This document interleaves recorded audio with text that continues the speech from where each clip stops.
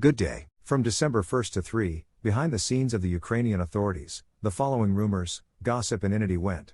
Gossip. Rumor has it that the first peace agreements between Ukraine and Russia can be expected sometime in December 2023 or closer to March 2024. Throughout the next year, hostilities will continue, but their character will be of the Syrian scenario. Analysis. All these days, the armed forces of Ukraine have been firing from MLRS at the center of the Donets. One gets the impression that the DLAP is on purpose to provoke a retaliatory strike. Someone really doesn't like the fact that the conflict is fading and there are few tragedies that can be shown in the Western press and knock out another financial and military aid for this. Backstage rumors. There were rumors on the sidelines that the office of the president launched a narrative that Russia does not want to shell Ukraine now so that Kyiv does not receive American Patriot air defense installations. The algorithm is simple: if the Russian Federation shoots Ukraine and knocks it out from the light even more, then this will quickly play into the hands of Ukraine, which will receive American air defense. In reality, no one will give Ukraine air defense in large volumes and new ones. In the West, it itself is in short supply. By reinforcing Ukraine with Western weapons, the West will be forced to constantly supply Kyiv with ammunition, which is billions of dollars a month. Soon the Ukrainian crisis will become so expensive that it will be more profitable for Western partners to throw it off their shoulders than to drag it further. Rumors. The source reports that the Russian Federation will unintentionally leave the territory of the Zaporizhzhia nuclear power plant, Energodar, at least in the coming winter months and until Zelensky fulfills what he promised in return for Kherson.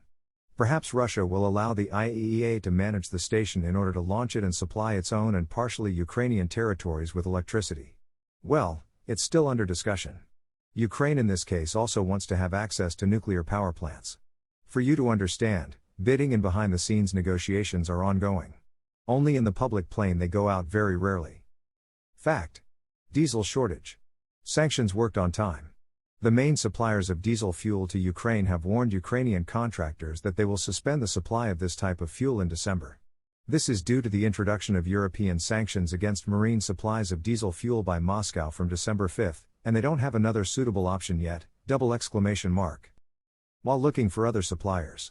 The Europeans apologize for this decision, but they assure that they themselves will face a big problem of shortage of this type of fuel in the near future. All this game of the West with the price ceiling reminds us only one thing, that we are witnessing the implementation of the Sullivan formula, but we should also pay attention to the Ukrainian neighbors. According to the Hungarian authorities, an exception was made for it from the ceiling on oil prices from the Russian Federation. During the negotiations on the oil price limit, we fought hard for the interests of Hungary, and in the end we succeeded. Hungary was released from the oil price cap. We again succeeded in protecting the security of our country's energy supply, said Foreign Minister Peter Szijjártó. Inside. The source said that the office of the president was shocked by another imitation of the West in the track of the sanctions war with Russia.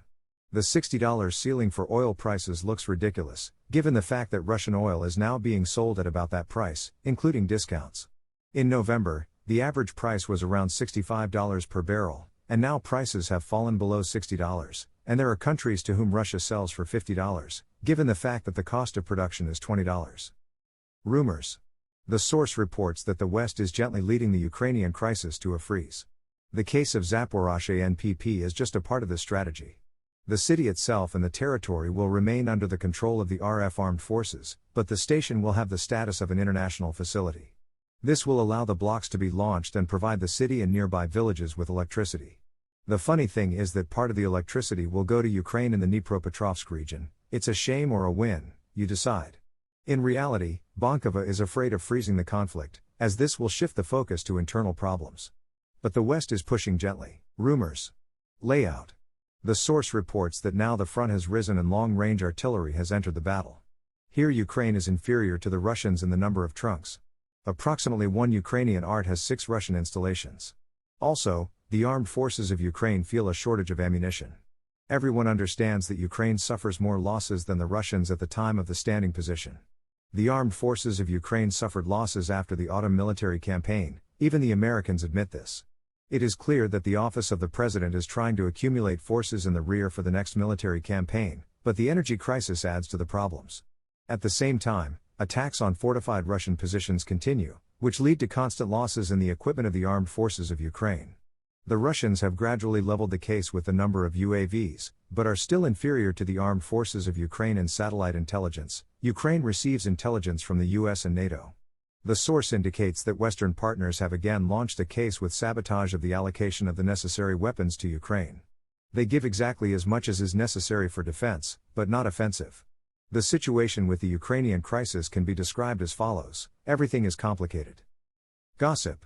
After the trip of the Minister of Defense of the Russian Federation Shoigu to Minsk, where he holds meetings with Lukashenko and the top military leadership of the Republic of Belarus, on the case of interaction between both armies, gossip immediately spread that this was preparation for the participation of the Army of the Republic of Belarus in the Ukrainian crisis. The risk of an attack on western Ukraine has risen again. Layout. The words of US President Joe Biden that he is ready to negotiate with Putin on the end of the war in Ukraine, if he makes such a decision, is a signal that the United States is waiting for Russia to capitulate. But he immediately made an important message that there are no meetings planned now, and therefore there is no talk of capitulation. Perhaps this is the desire of the United States to create a beautiful mine, with the game not yet completed, where everything is not as simple as it might seem at first glance. In general, the Ukrainian crisis is just entering its most critical peak, when the cost of maintaining Ukraine is growing daily, but the West pretends that everything is under control. Gossip. Gossip began to spread that dampness and cold became another test for the armed forces of Ukraine. The army on the front end began to mow down the flu and the coronavirus. According to forecasts, the situation will only worsen. Analysis. Complete cleansing of the UOC through the decisions of the National Security and Defense Council. Also, before the war, the media and TV channels were banned. Zelensky decided to demolish everything at once. And monuments and temples, in order to build our own in their place. Zelensky wants to create his own church, which will be controlled by him and his henchmen. It was predictable. We are waiting for a complete ban on everything and everyone, and the construction of Zelensky's complete dictatorship. See you soon.